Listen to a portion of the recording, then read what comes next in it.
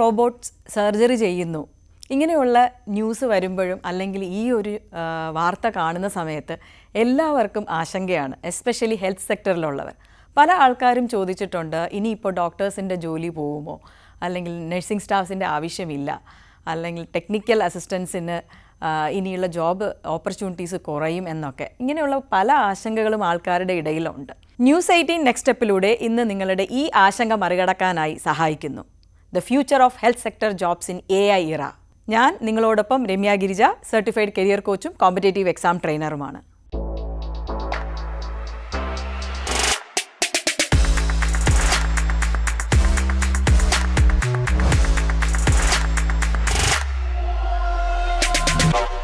ഈ പറഞ്ഞ ഒരു ടോപ്പിക്ക് വളരെയധികം ഡിസ്കഷനും ഡിബേറ്റിനും ഉള്ളൊരു ടോപ്പിക്കാണ്. പക്ഷേ ഈ ഒരു ചുരുങ്ങിയ സമയം കൊണ്ട് നിങ്ങളുടെ ആശങ്ക മാറാനായി നിങ്ങളെ ചിന്തിപ്പിക്കുക എന്നതാണ് നമ്മളുടെ ഉദ്ദേശം. ഡോക്ടേഴ്സ്, നഴ്സിംഗ് സ്റ്റാഫ്സ് അല്ലെങ്കിൽ ലാബ് ടെക്നീഷ്യൻ ഇങ്ങനെയുള്ള ആൾക്കാരാണ് കൂടുതലും ഈ പറയുന്ന ഒരു ന്യൂസ് കേട്ടപ്പോൾ ആശങ്കയുണ്ടായത്. നിങ്ങളൊരു കാര്യം മനസ്സിലാക്കേണ്ടത്, AI എന്ന് പറയുന്നത് എല്ലാ മേഖലകളിലും ഈ പറയുന്ന ആശങ്ക ഉളവാക്കുന്നുണ്ട്. പക്ഷേ ഒരിക്കലും ഒരു ഡോക്ടറിനെയോ നഴ്സിനെയോ അല്ലെങ്കിൽ ഈ പറയുന്ന ടെക്നീഷ്യൻസിനെയോ ഒന്നും തന്നെ റീപ്ലേസ് ചെയ്യാനായിട്ട് AIക്ക് സാധിക്കില്ല. പകരം നിങ്ങളെ അസിസ്റ്റ് ചെയ്യാനാണ് അത് ഹെൽപ്ഫുൾ ആവുന്നത്.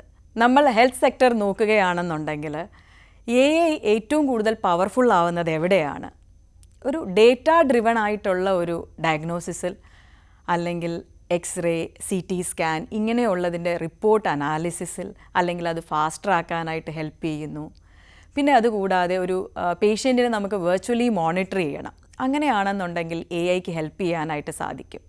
പിന്നെ ഏറ്റവും കൂടുതൽ ആൾക്കാർ ആശങ്കപ്പെടുന്ന ഒരു കാര്യം എന്താണ്? നമുക്ക് പ്രോപ്പറായിട്ടൊരു റെസ്പോൺസ് കിട്ടുന്നില്ല എന്നുള്ളതാണ്.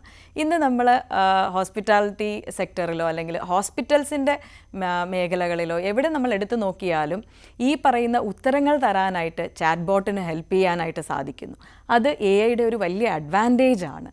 അപ്പം ഇങ്ങനെയുള്ള കാര്യങ്ങളാണ്, ഒരു അസിസ്റ്റൻസ് ആണ് ശരിക്കും പറഞ്ഞു കഴിഞ്ഞാൽ AI ചെയ്യുന്നത്. AI എപ്പോഴും ഡേറ്റ ഡ്രിവൺ ആയിട്ടുള്ള കാര്യങ്ങളാണ് ചെയ്യുന്നത്. അവിടെ ഒരു എമ്പതി ഇല്ല. നമ്മുടെ ഹെൽത്ത് സെക്ടർ എന്ന് പറഞ്ഞാൽ ഏറ്റവും അധികം ആവശ്യമുള്ളത് എമ്പതിയാണ്. ഒരു ലൈഫ് എൻഡിങ് അല്ലെങ്കിൽ അങ്ങനെയുള്ള ഡിസിഷൻസ് ഒന്നും എടുക്കാനായിട്ട് ഒരിക്കലും ഒരു AIക്കോ ഒരു റോബോട്ടിനോ ഒരു മെഷീനും സാധിക്കില്ല. ഒരു ഡോക്ടറിന് ചെയ്യാൻ പറ്റുന്ന ഒരു കാര്യമോ അല്ലെങ്കിൽ ഒരു നഴ്സിന് ചെയ്യാൻ പറ്റുന്ന കാര്യം, ഫോർ എക്സാമ്പിൾ നമുക്കൊരു മുറിവ് പറ്റിയെന്ന് കരുതുക, നമ്മൾക്കൊരു വൂണ്ട് കെയർ ആണ് വേണ്ടത്, അല്ലെങ്കിൽ നമ്മൾക്കൊരു ഇഞ്ചക്ഷൻ, ഇതൊന്നും തന്നെ ഒരു മെഷീനും ചെയ്യാനായിട്ട് സാധിക്കില്ല. ഈ പറയുന്ന ഒരു ലൈഫ് കെയർ സപ്പോർട്ടിന് മനുഷ്യൻ തന്നെയാണ് മുന്നിൽ നിൽക്കുന്നത്.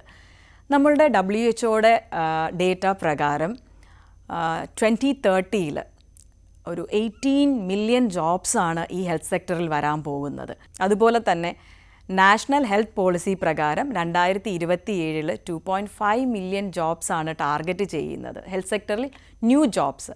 അപ്പം ഈ മേഖലകളിൽ വർക്ക് ചെയ്യുന്നവരും അല്ലെങ്കിൽ ഈ മേഖലയിൽ വരാൻ ആഗ്രഹിക്കുന്നവരും ചെയ്യേണ്ടത് AI ഡ്രിവൺ ആയിട്ടുള്ള കാര്യങ്ങൾ അപ്ഡേറ്റ് ചെയ്യുക എന്നുള്ളതാണ്. That means your future is A hybrid future. ഈ പറയുന്ന മേഖലകളിലുള്ള പുതിയ കോഴ്സുകൾ അല്ലെങ്കിൽ പുതിയ ടൂളുകൾ യൂസ് ചെയ്ത് എങ്ങനെ അനാലിസിസ് നടത്താം, അല്ലെങ്കിൽ AI ജനറേറ്റഡ് ആയിട്ട് വരുന്നൊരു റിപ്പോർട്ട് എങ്ങനെ അനാലിസിസ് നടത്തി പറഞ്ഞു കൊടുക്കാനായിട്ട് സാധിക്കുന്നു. റോബോട്ടിക് സർജറി ഒരിക്കലും തന്നെ നടക്കുന്ന ഒരു കാര്യമല്ല, അതൊരു ഡോക്ടറിൻ്റെ അസിസ്റ്റൻസിൽ നടക്കുന്ന ഒരു കാര്യമാണ്.